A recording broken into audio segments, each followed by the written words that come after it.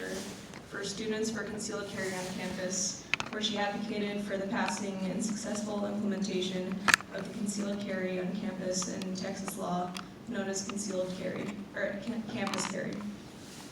The National Rifle Association, the NRA, took notice of her activism and had her star in one of their Freedom Safest Places commercials, a national campaign that highlights the diversity of NRA members. And she's a current graduate student at the University of Texas at Dallas, and she shows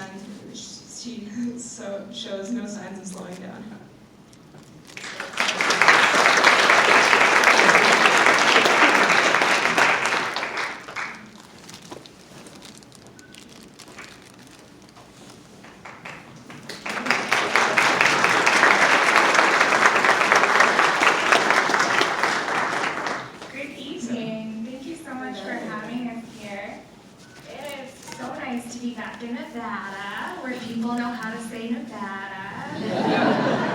Yeah, she taught me earlier. So. Yeah, actually, I kind of leaned over and said, you know how to say Nevada, right? Because if you say it wrong, you're going to get booed off the stage and not ever be invited back. So between you and service. Thank you, Amanda, for that. You're welcome. Thanks for that, Canada.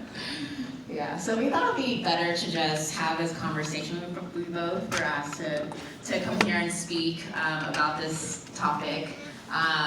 We were just like, let's have a conversation about it. Let's just do it where we're conversational and we're almost interviewing each other, and you guys kind of get to take a peek into what our mindset and our process. So I'm going to be asking her questions and going back and forth, and then we'll do Q&A after that. But I'm going to start off, Amanda. Can you tell me a little about your upbringing? Sure. I was born and raised here, right here in Reno, Nevada.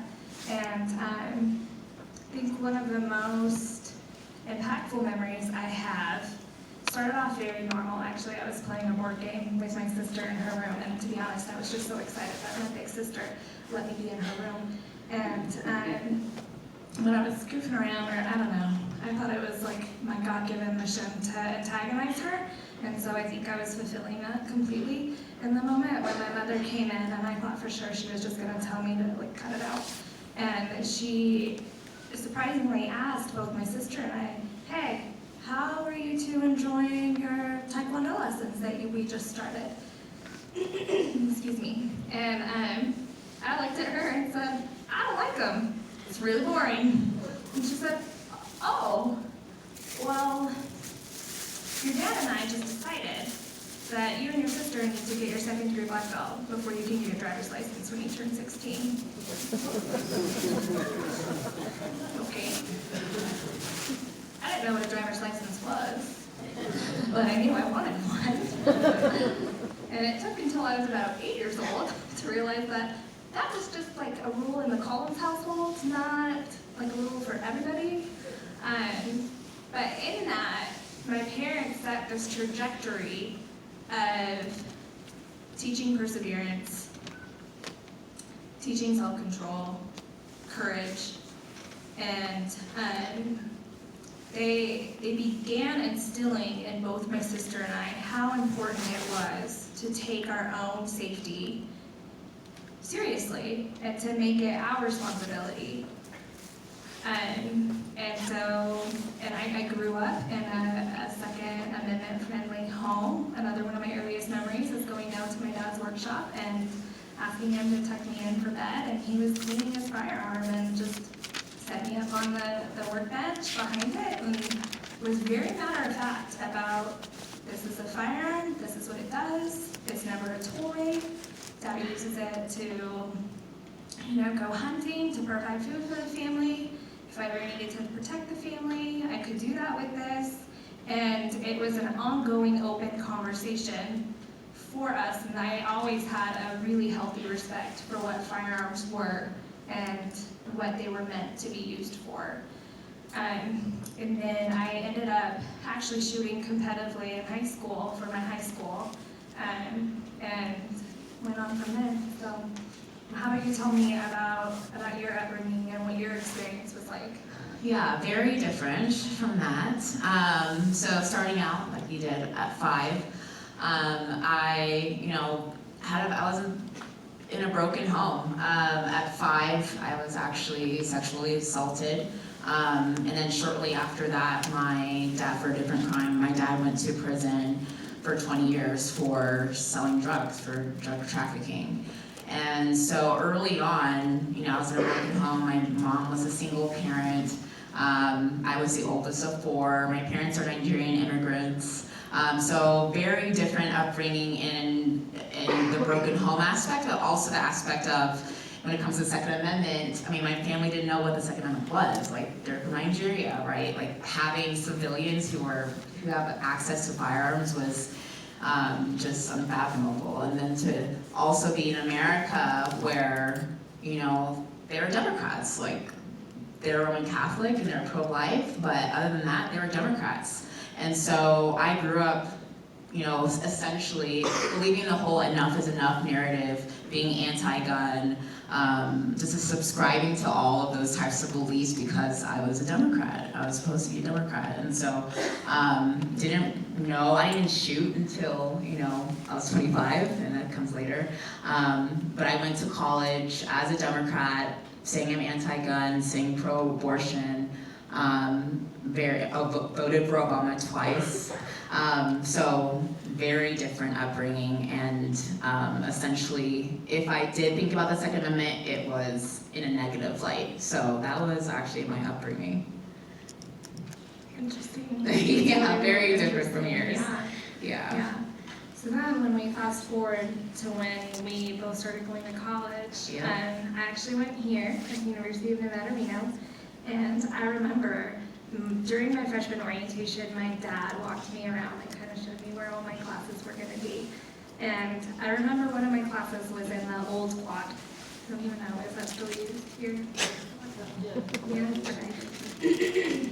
Well, he showed me the old library, and he showed me the steps where he had a real first conversation with my mom, and shared the story about how he had met her the weekend before, and he was just so excited to see her. And it was just really neat. It was like seeing my dad back in college and seeing the twinkle in his eye that he had for my mom, and just how it all started. And my family has a really long history and a really big alumni group that is from here. So I was really excited to be able to be partaking in that family tradition, and just felt, I don't know how to explain it. It was never an option going to college. It was an absolute for my family, and so it was like I had finally arrived to everything that my parents had been preparing me for growing up, and I finally made it, and I still took my own self-defense and very, very seriously. Was always very aware of my surroundings. And when I turned 22, I moved out of my sorority house and was living with some roommates. And so at that point, I knew that the one equalizing factor that I would have if I was ever met with an attacker much larger than me, which is not difficult for people to do, to be larger than me, would be a firearm. And so for my birthday, I asked my dad for my concealed carry permit. Consequently, my now husband and I took that class together on our 3-month anniversary of dating. And Goals. Yeah. The couples that get their concealed carry together stay together.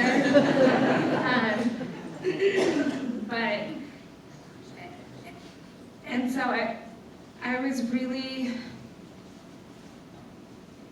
you do all these things for risk reduction, right? My parents did. You look at how they raised their girls, and they did everything right. They equipped us with skills to be able to defend ourselves effectively. They gave us the ability further to choose how we wanted to defend our bodies. And then my 4th year here, my whole life changed.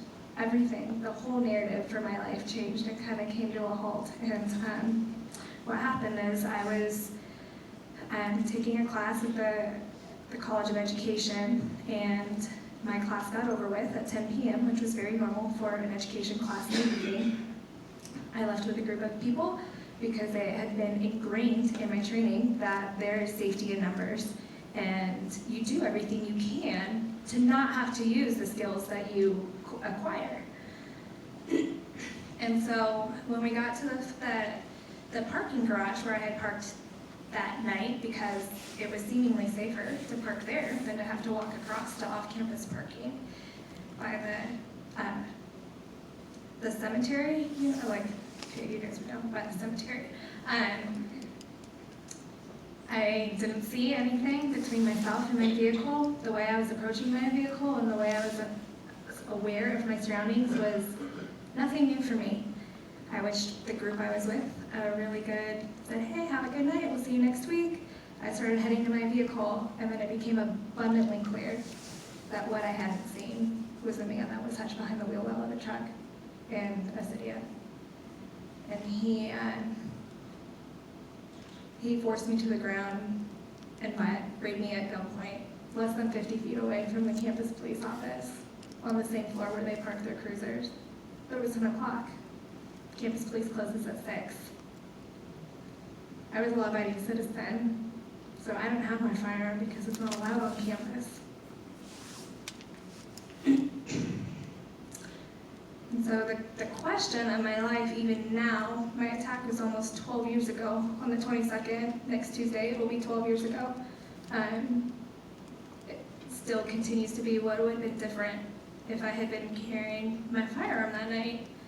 And some of you may know the story very well. It became the most well-known case at the time in Northern Nevada. My rapist went on to kidnap and rape his second victim, and he raped and murdered his last known victim, and is now sitting on death row.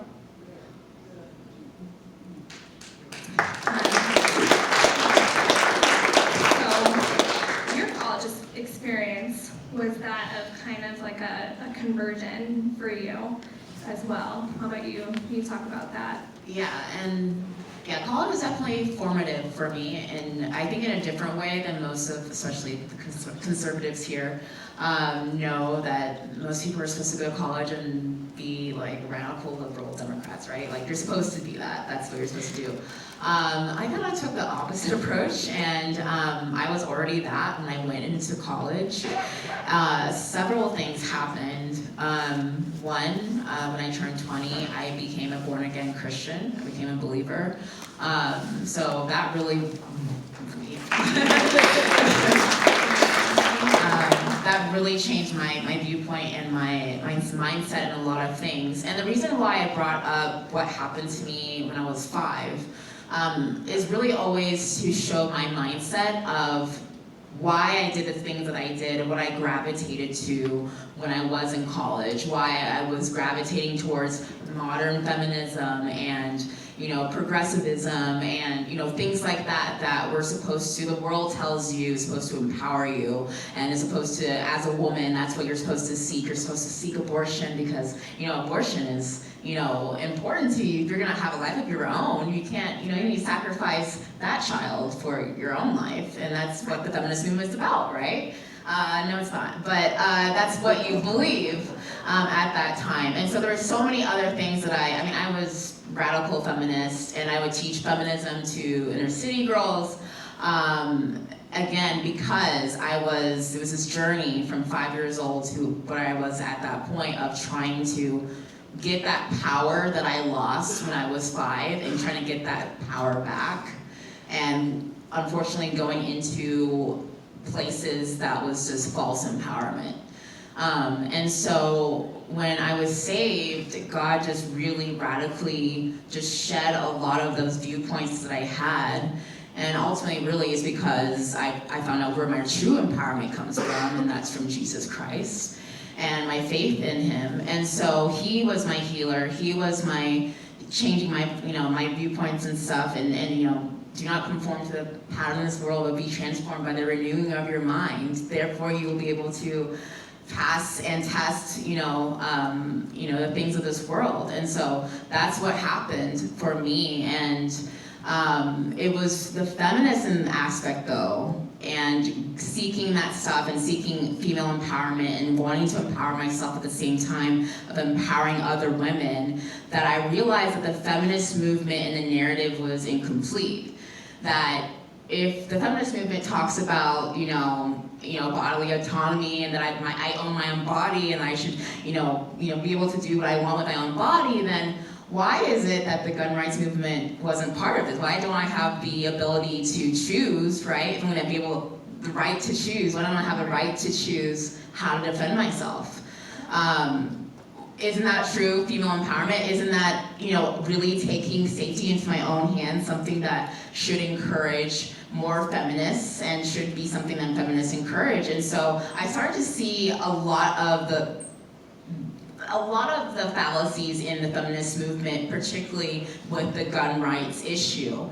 And in Texas, I was a grad student in 2015, and coming across these types of, thoughts in my head, and realizing that, I would leave grad classes at 10, 11 o'clock at night, and the only school administration approved types of self-defense tools I was allowed was 911, which I literally pre-dialed 911 in the cell phone in my one hand and have my rape whistle that they gave me at freshman orientation in the other hand. And that was my protection going home at night every day. And so, and Amanda, you want to talk about your experience with that? Yeah, so when, with my case, Breonna Dennison was missing for several weeks. And once her body was found, this man was still at large. And terror was all over our community because we didn't know what was going on. I didn't know where he was. I didn't know if he was still watching me. The way I was taken, the way with my patterns, they speculated that he watched me for a couple weeks before he acted.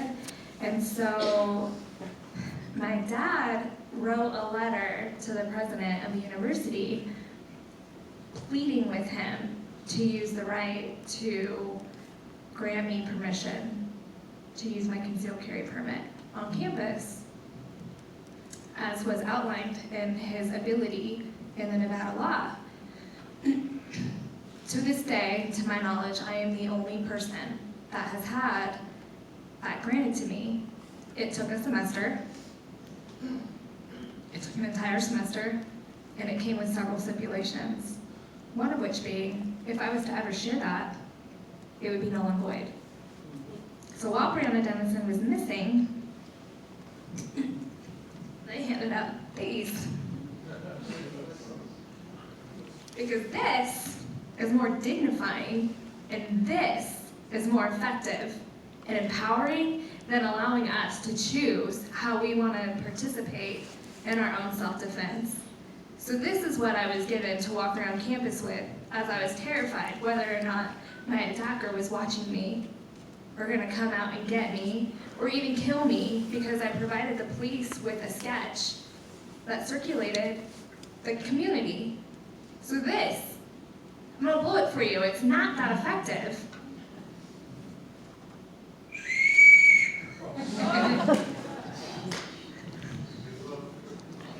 Yeah.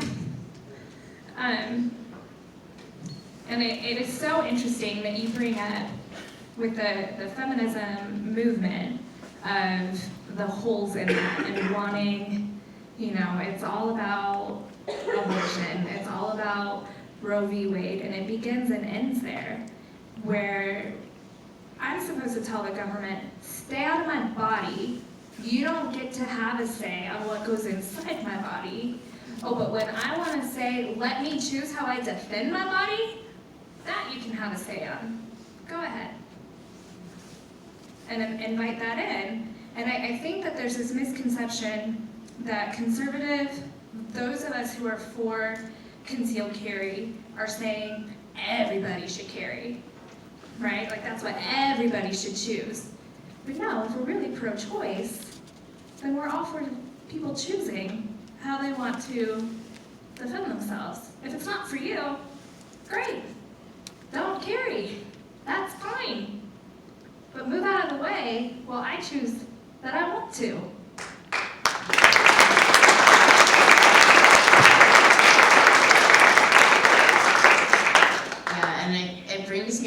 question. I was at the assault weapons ban hearing in DC just a couple weeks ago. Yeah. And being in that room, first of all, 4 hours of just hearing just complete this nonsense. AK-15s, like things like that, like come on. What's an AK-15? I want to know what that is. Before you try to ban it. But yeah, so just blatant, just absolute like falsehoods. And of course, the women behind me, they were Moms Demand Action, and they were snickering when people were talking about the right to choose, and gun rights are women's rights, and that's absolutely absurd to them. But being in that room and hearing all that stuff, all the lawmakers who are supposed to be protecting our individual rights and protecting our Second Amendment rights, finding reasons why, us civilians, we don't need things like that. Well, why would you want an AR-15? Why would you want an AK? Why do you need an AK-47? Why do you need anything like that, right? Of course, they would say stuff even more so, like, why do you need semi-automatic weapon? Like, oh, you need all guns? Because those are semi-automatics. And then this police chief of Charlottesville, she was there, the police chief, and she was the worst of all, right? Here, this this law enforcement officer who takes an oath to protect our constitutional, the Constitution, not our constitutional rights, it's our God-given rights that the Constitution protects. She was more concerned about her life, right? And that the fact that civilians might have these firearms than, actually doing what her job, entails, which is actually protecting our rights and protecting us as individuals. But it just really reminded me that we talk about being law-abiding citizens, we talk about being, activists and stuff like that, but then there I was just like, but here's government, here's public servants, here's, public safety officials who are supposed to protect me, but at the end of the day, I'm supposed to protect myself, and that's what the Second Amendment's about. It's not about hunting. It's not about even self-defense, even though we talk about that and it's important to us. Right. It's about being able to protect our lives and protect our freedoms against a tyrannical government. Yeah.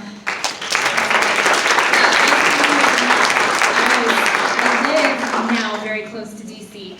I'm currently a stay-at-home mom who homeschools our children, and so I was unable to go to the hearing, but I had it on in the background, and I heard that question, and I yelled. My poor girls, they're like, what is going on with mom? But why do citizens need this? I'm like, because you have it.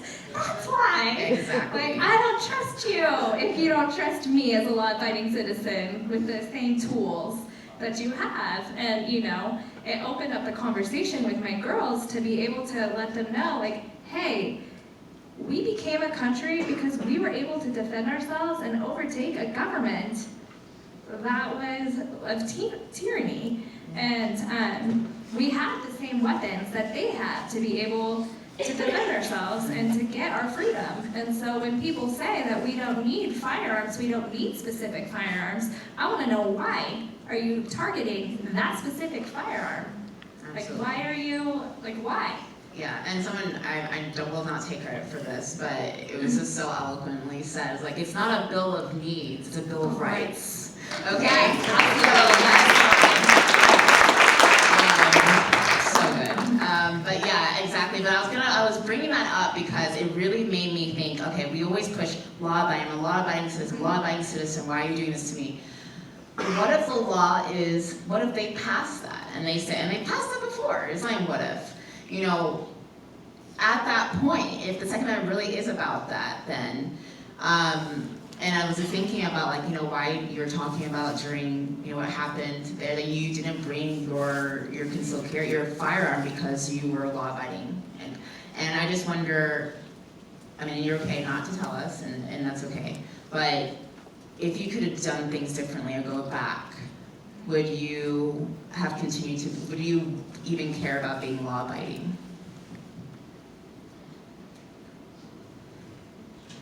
Hindsight's always 20/20, isn't it? That question, to a certain degree, has kept me up so many nights. Doesn't that life do that? Like the what if questions keep us up at night, right? And I know with all my being that had I been carrying that night,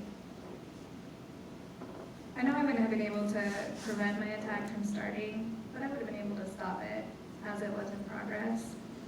And consequently, 3 lives would have been saved. Because my soul was murdered that night. It's not, I think there's just such a misunderstanding of what rape actually does to a human being. And,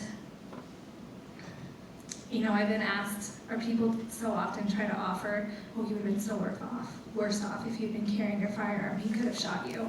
Like, he had a gun. He could have shot me then. And I just think my life now is beautiful. I have a beautiful, full life, and I am so abundantly blessed. And yet, as I sit here today, Antonia, I still would have rather died trying to preserve my dignity.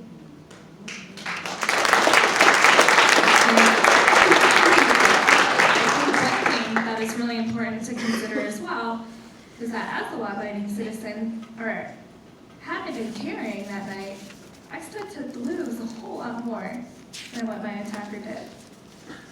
Let's think about this. If I had been carrying illegally, I would have faced jail time, a felony, losing my right to carry, been expelled from school. My whole future that I was working for would have been taken from me if I had broken the law. Do you want to know what my attacker, James Biela got for having a gun where he shouldn't have? A 1-year enhancement charge. There's something wrong with that. So it's not so much if I would have broken the law, it's let's change the laws so that criminals get a harsher punishment and have more to lose than the law-abiding citizens do.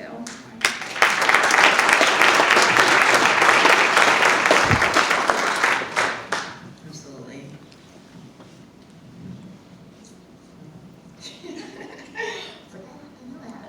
I just swallowed down the wrong pipe.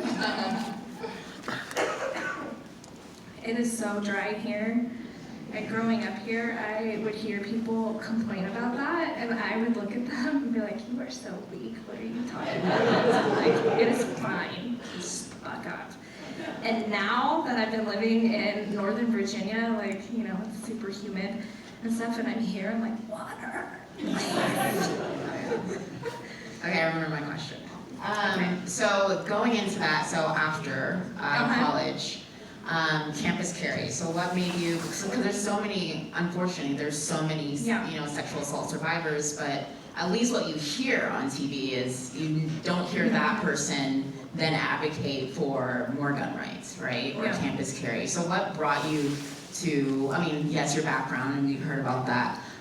But to actually start fighting for campus carry. Well, if I wasn't going to, who was? I mean, honestly, it was just being so incredibly frustrated. Frustrated for me, frustrated for my parents. I can't even imagine what it's like for them to walk through that with a child after trying to equip them with everything to even to prevent that. And realizing that the very law that was intended, I would like to believe, was intended to ensure my safety, is a law that legislated me into being an unmatched victim that night. And I wanted to kind of open up the conversation with that and change the narrative and say like, hey, he didn't care.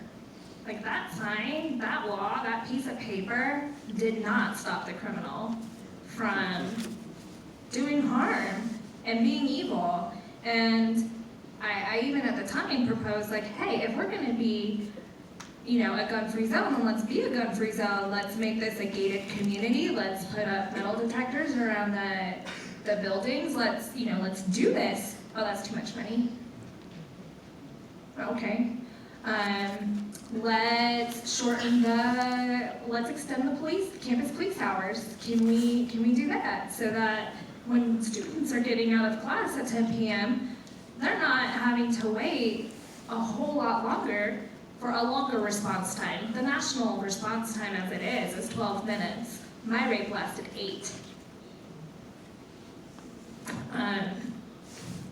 Oh, that's too much money. So what did? They handed out whistles. They lit up that parking garage across the street like a Christmas tree to help deter, I don't know what. They don't even have security cameras. Well, they didn't at the time. I don't know if they do now. But there's not even security cameras. So it was really just wanting to prevent anybody from having my story. No one should have to have my story. And no one should have to wait to have my story for their right to carry, to protect themselves, to be granted. This isn't, I'm so tired of this being a politically driven issue. It's not Republican, it's not Democrat, it is American. Can we find some common ground? And find some common ground. And likewise with that whole journey really led me to also just realizing where our culture is in general with sexual assault. Yeah, absolutely. I mean, just seeing like the Me Too movement, and I mean, and again, like when I was looking at the feminist movement, even when I was in college, just so many of the conversation, it always ends at, you know, the victim, right? Or not even the survivor, but the victim. And not the after, not what we can do also to prevent things like that, like things like campus carry, like encouraging more women to carry, right? That's when it's too much. I mean, you're not supposed to encourage a woman to carry. I think we were talking about it. It's always critical and just completely funny to me when, you know, like places like Moms Men in Action, and they'll say, you know, it's worse for a woman to have a gun because they're more likely to use it, you know, the criminals are more likely to use it against them instead of using it in self-defense. And like stuff like that, they're completely sexist, by the way. It's like, oh, we're equal, right? Except when we have guns, then you guys are not competent, or you're too weak to have a gun, you don't know what you're doing. Very empowering, I'm sure. What were you gonna say? Yeah. No, it was just that, like, oh, we can do the same thing as men in the military, and we can do the same thing as men, you know, and I'm not, well, when it comes to carrying a gun and defending ourselves, no, honey, you're weaker. Right. You need to hand that over to a man. And then just with the push and focus on abortion, it always just gets me really frustrated because oftentimes to preserve Roe v. Wade, people will say, well, what if a woman gets raped? Do you really want that to happen? Do you really want a survivor?